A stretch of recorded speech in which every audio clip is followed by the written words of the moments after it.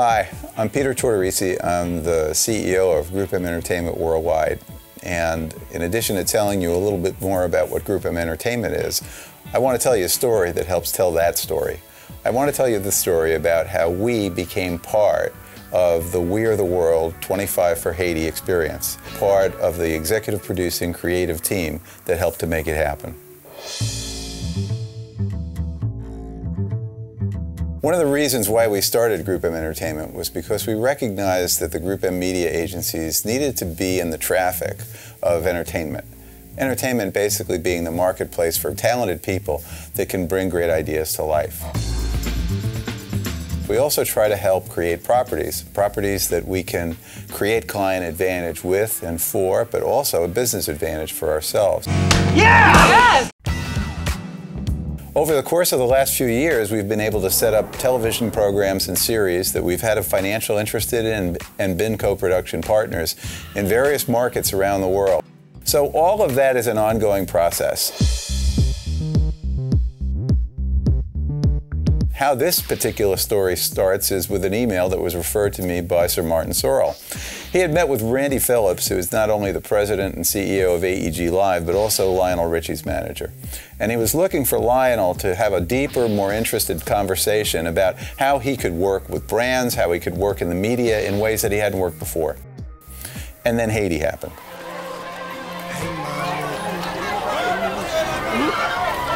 The earthquake obviously was an incredibly devastating thing, and creative people, business people around the world tried to grope and find a way to respond to a crisis of that magnitude. This year was the 25th anniversary of We Are the World, the original project that was done USA for Africa back in 1985. And Quincy Jones was the producer of that project. He and Lionel are close friends, and I've known Quincy myself for over 20 years. They talked about the idea of bringing We Are the World back as a platform to benefit the earthquake victims in Haiti. And they asked me if I'd like to be part of that. And that truly, as they say, was an offer I couldn't refuse. The time crunch that was involved in this was really what made the magnitude of the challenge so difficult. How do you get all of those artists together at one time to be able to pull something like that off? Well, the Grammys were 7 days away. That was going to be our best opportunity to put those people together to create this next edition of the song. We brought in Paul Haggis, the Academy Award-winning director of Crash, to be our partner as well. In a sense, we had two creative teams that were going to be working. One on the West Coast on the music side, headed by Quincy and Lionel, and one on the East Coast, headed by Paul, who was going to put the video elements together. And my job was to sit in the middle of both.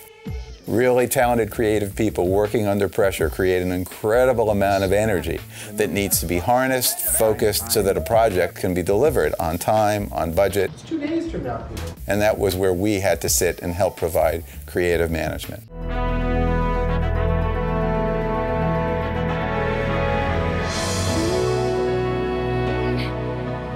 There comes a time when we hit a certain call, when the world must come together as one. One of the most amazing features of this project was you had this range of personalities and almost generations of talent that you'd never really see. Where else were you going to find Kanye West, Lil Wayne, Barbra Streisand, Celine Dion? Range of talent was really, truly mind-boggling. And the opportunity to work with all of those people, with the spirit that all of that generated, was really incredibly unique. While all of these artists were being signed and brought to the table to work with us, we still had to figure out, how is this thing going to get known and get out there? Our idea was to bring it to NBC because they were about to begin their coverage of the Winter Olympic Games 1 week after the Grammys, which would give us just that amount of time to produce both the music and the video and deliver it. Our relationships with NBC were deep, and we got to the shorthand of the conversation very quickly. We are the world. They saw what a terrific marriage it would be to connect something as noble as We're the World, helping people recover from a disaster, and the celebration of the youth of the world coming together for the Olympic Games. And we worked with them to see that the video would premiere in the opening ceremonies of the Winter Olympic Games. One of the obstacles was that they were only going to be able to run a shortened 3-minute and 30-second version of it.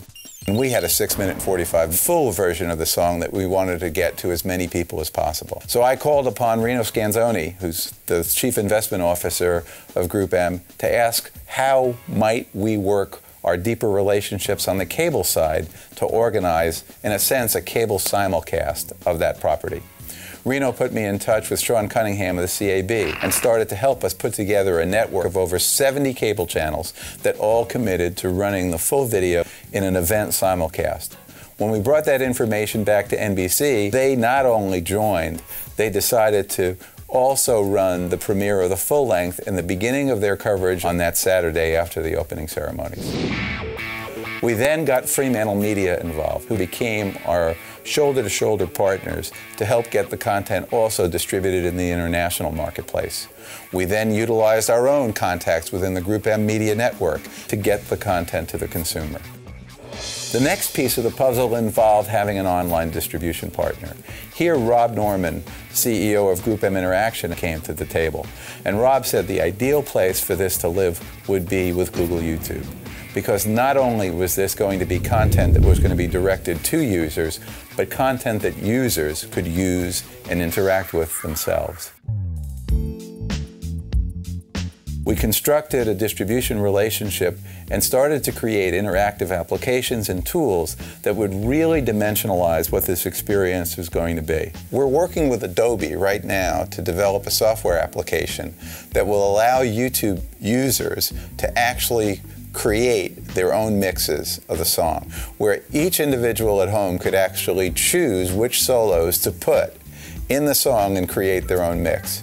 So if you don't like the way Justin Bieber started the song, you could actually have Nicole Scherzinger from the Pussycat Dolls start the song.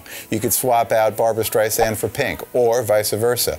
And that'll allow not only for people to create their own mix, but sell their own mix as well. Again, all to the benefit of the charity.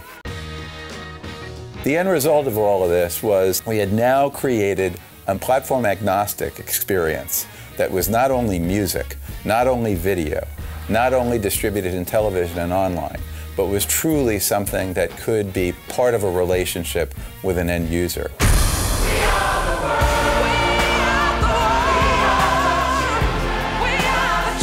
This entire project has been an amazing experience for all of us at GroupM. We were perceived as resources that could bring tremendous value to a property this valued and treasured by the culture and by the owners, and be seen as a creative resource in the larger world that could really build on something and make it even bigger and better than it had been before.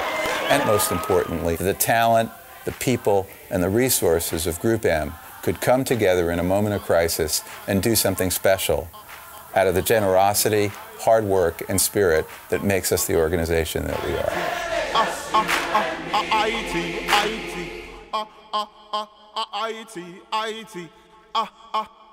Haiti.